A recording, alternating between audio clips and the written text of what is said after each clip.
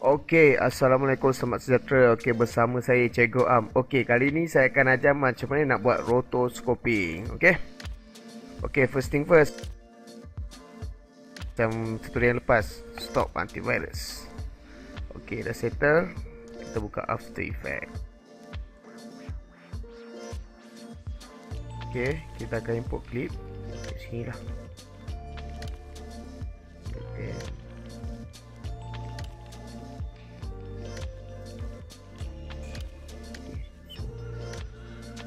Trim.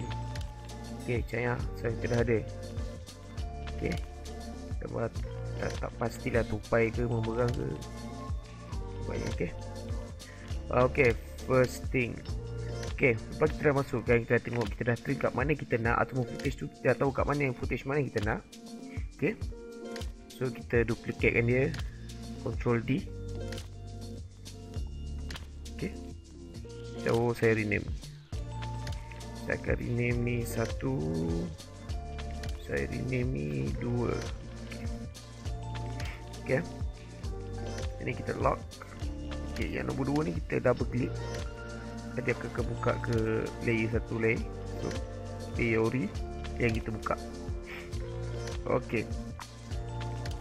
Rotoscoping ni dia advanced masking. Okay. Okay. So saya akan tengok dekat mana saya nak start. Saya akan start dekat sini. Saya akan start. Okay, saya akan start dekat sini.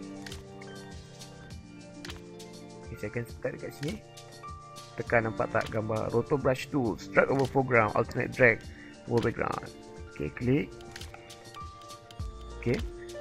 Ini color. Okay. Saya dah buat macam ni.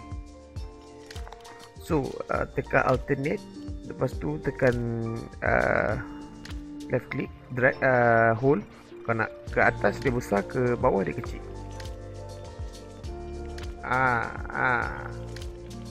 Okay, so first kita select sini dia. Okay, kita ada. Betul. Oh, kita tak nak bahagian ni pula. So kita tekan alternate. Sorry.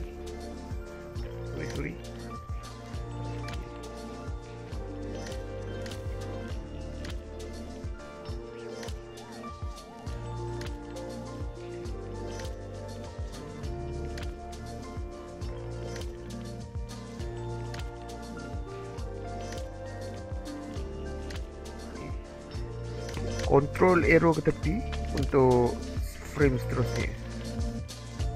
Okey. Tambah sikit sini. Okay, next frame. Okay, langkah yang sama. Buat sampai kat mana kita nak. Okay.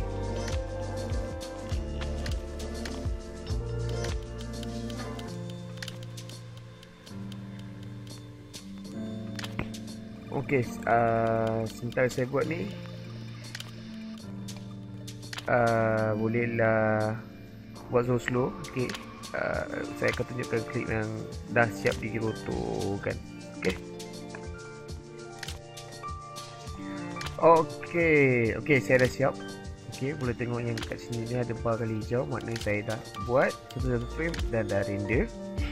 Okay, kemudian tekan button freeze ni. Okay. So dia akan render. Okay, rotokan signature is frozen. Unfreeze to update segmentation. Okay, katalah, oh saya nak tambah frame lah. Okay, so klik balik dekat freeze. Ni freeze untuk unfreeze balik. Okay, tambah satu lagi frame.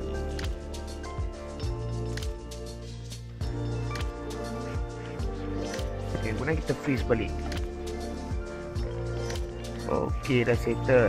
So kita pergi masuk komisi kita balik. So saya dah ada 2. Betul. Nombor 2 ni, layer nombor 2 adalah nombor layer yang saya dah roto. Yang first lah, original lah. Okay. Kemudian saya akan letak teks. Okay.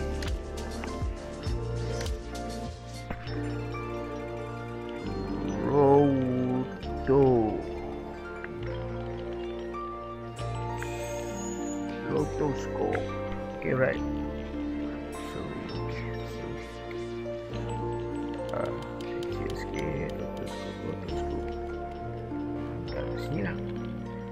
So, saya akan letakkan teks ni dekat antara dua layer ni. Tada, dah hilang. Okay, kita belakang balik. Nampak? Dia tulisan tu macam dekat belakang tupai ataupun memerang something macam tu lah. Nampak?